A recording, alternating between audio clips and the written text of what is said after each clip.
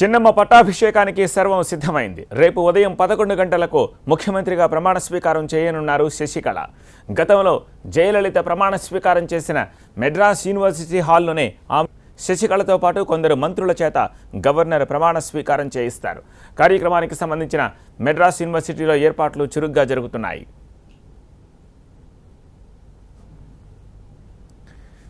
జయ మరణించిన 2 నెలలకు శాసనసభాపక్ష నేతగా ఎన్నికయ్యారు శశికళ. రేపు తమిళనాడు 3వ మహిళా ముఖ్యమంత్రిగా ఆమె ప్రమాణ స్వీకారం చేయనున్నారు.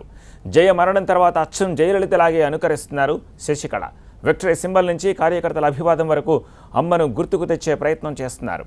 అటు పార్టీ నేతలు కార్యకర్తలు కూడా అమ్మకు చేసినట్లే చిన్నమ్మకు పాదాభివందనాలు చేస్తున్నారు. ఇలా టోటల్గా జయలలితను ఫాలో అవుతున్నారు శశికళ.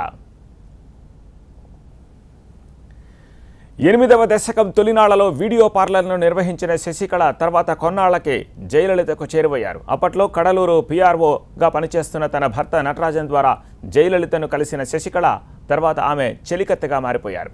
ఆమెకు నీడలా మారి కష్టాల్లో జయ వెంట నడిచారు. అలా అమ్మ తర్వాత చిన్నమ్మల రూపాంతరం చెందారు. అయితే 1996లో జయలలిత ఎన్నికల్లో ఓడిపోవడానికి శశికళే కారణమన్న ఆరోపణలు వచ్చాయి.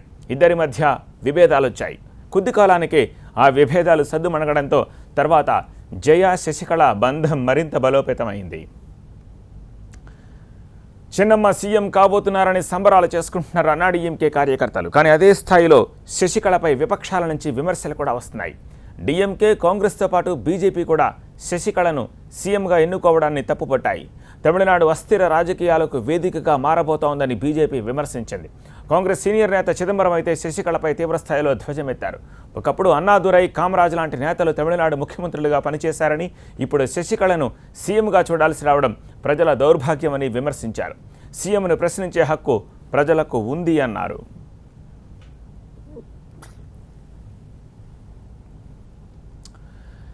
శశికళ పోయస్ గార్డెన్లోనే ఉంటూ జయలలితకు అండగా మారారు. అయితే లెక్కకు మించిన ఆస్తుల కేసు, కలర్ టీవీ స్కామ్లో జయతో పాటు శశికళ నిందితురాలుగా ఉన్నారు.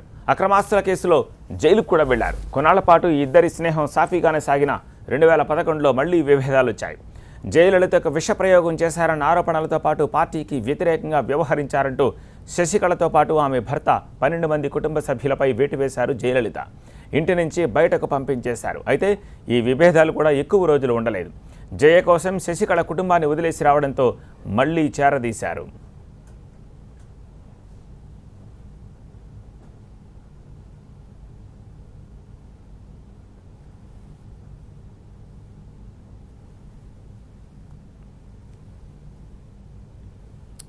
రేపు ఉదయం 11 గంటలకు శశికి పట్టాభిషేకం జరగబోతోంది. 8 గంటల 45 నిమిషాలకు శశికి పట్టాభిషేకం జరగబోతోంది. సో అన్నాడీఎంకే కార్యకర్తలు జోరుగా సన్నాహాలు చేస్తున్నారు. దీనికి సంబంధించిన పూర్తి డీటెయిల్స్ చెన్నై నుంచి మా ప్రతినిధి మురళి అందిస్తారు.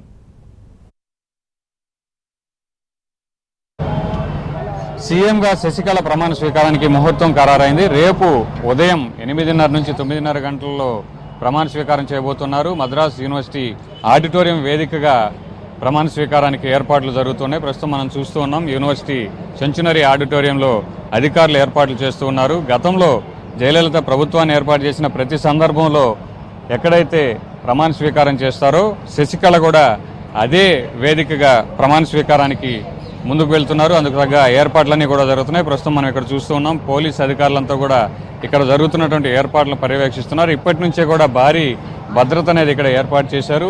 మరోవైపు ఇక్కడ మనకు కనబడుతోంది పోలీస్ బందోబస్తు ఇప్పటి నుంచే కూడా భారీగా ఇక్కడ ఏర్పాటు చేసినటువంటి దృశ్యాలు మనకు కనబడుతున్నాయి. మరోవైపు అక్కడ ప్రొక్లైన్ల సహాయంతో ఇక్కడ ఉన్నటువంటి వేస్ట్ అంతా కూడా క్లియర్ చేసే పనులు జరుగుతున్నాయి. విఐపి వాహనాలన్నీ కూడా ఇక్కడ నిలిపేందుకు ఏర్పాట్లు జరుగుతున్నాయి. రేపు ఉదయం శశికళ ప్రమాణ స్వీకారం చేయబోతున్నారు. అందుకు ఎమ్మెల్యేలందరూ కూడా హాజరవుతారు. ఇటు అన్నాడీఎంకే పార్టీ ఎమ్మెల్యేలతో పాటు ప్రతిపక్ష పార్టీ డిఎంకేతో పాటు మిగిలిన పార్టీలకు కూడా ఆహ్వానం పంపుతూ ఉన్నారు. వారంతా కూడా సమావేశానికి హాజరవుతారని అందుకు తగ్గ ఏర్పాట్లన్నీ కూడా చేస్తున్నారు. అలాగే అధికారులు అనధికారులకు కూడా సమాచారం పంపారు. రేపు ఉన్నట్టుండి సమాచారం అందినప్పటికీ దీనికి ఒక ముందస్తుగా కూడా ఎటువంటి సమాచారం లేనప్పటికీ గవర్నర్ అపాయింట్మెంటు ఫిక్స్ అయినటువంటి నేపథ్యంలో ఈ రాత్రికి గవర్నర్ని కలిసేటువంటి ఎమ్మెల్యేలంతా కూడా శాసనసభాపక్ష నేతగా శశికళను ఎన్నుకున్నటువంటి విషయాన్ని ఆయనకు ఆ లేఖ సమర్పిస్తారు. ఆ తర్వాత ప్రమాణ స్వీకారానికి ఆయన ఆమోదంతో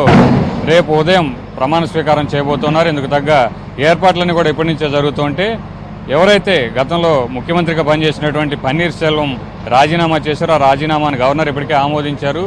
ఆ రాజీనామా ఆమోదంతో ఇప్పటికే పన్నీర్ సెల్వం క్యాబినెట్ పూర్తిగా కూడా రద్దయినట్టుగా భావించాలి. ఆ మంత్రులందరూ కూడా తమ పదవులను కోల్పోతారు. కొత్తగా శశికళతో పాటు మళ్ళీ మంత్రులు ప్రమాణ స్వీకారం చేయాల్సి ఉంటుంది. వారిలో గతంలో 32 మంది మంత్రులు ఉంటే సీఎంతో కలిపి ఈసారి కూడా అదే సంఖ్యలో మంత్రులు ప్రమాణ స్వీకారం చేయబోతున్నారు. అయితే కొత్తగా ఎవరికైనా అవకాశం ఉంటుందా, ఇప్పటికే మంత్రులుగా ఉన్న వారిని ఎవరైనా తొలగించబోతున్నారా అనేది కూడా ఇప్పటివరకైతే ఖచ్చితమైన సమాచారం లేదు. కానీ గతంలో ఏదైతే అన్నాడీఎంకే ప్రధాన కార్యదర్శిగా పోటీ చేసిన సందర్భంలో కొంతమంది అసమ్మతివాదులకు మంత్రి పదవులు ఆశ చూపించినటువంటి శశికళ ఈసారి కొందరికి అవకాశం కల్పించి తీరాలని అందరూ కూడా భావిస్తున్నారు, ఆశావాహులందరూ కూడా భావిస్తున్నారు. అయితే రేపు అందరూ కూడా మంత్రులుగా ప్రమాణ స్వీకారం చేస్తే ఆ తర్వాత శాఖలన్నీ కూడా ఆ తర్వాత కేటాయించేటువంటి అవకాశం ఉంది. దీంతో పాటు ఈసారి కొత్తగా తమిళనాడులో ఒక డిప్యూటీ సీఎంను కూడా నియమించాలని ఇప్పటికే శశికళ భావించినట్టు తెలుస్తుంది. గతంలో పార్టీ పదవికి పోటీ చేసినప్పుడు కావచ్చు, అలాగే సీఎంగా తాను ఉండాలని కోరినప్పుడు కూడా కొన్ని ప్రతిపాదనలు అయితే వచ్చాయి. ఈసారి సామాజిక వర్గానికి కూడా కొంత ప్రాధాన్యత ఇవ్వాల్సిన అవసరం ఉంది. దేవర సామాజిక వర్గానికి చెందినటువంటి శశికళ సీఎం అయితే కనుక మరో బలమైన సామాజిక వర్గం గవర్నర్కు ఒక డిప్యూటీ సీఎం ఇవ్వాలి. ఒకవేళ ఇస్తే కనుక అందులో ఎవరుంటారనేది కూడా ఇప్పటికే చర్చ జరుగుతుంది. రేపు అందరూ కూడా ప్రమాణ స్వీకారం చేసిన తర్వాత ఈ శాఖలు కావచ్చు, డిప్యూటీ సీఎంగా ఎవరుండబోతున్నారనే విషయం కూడా తెలిసేటువంటి అవకాశం ఉంది. Over to studio.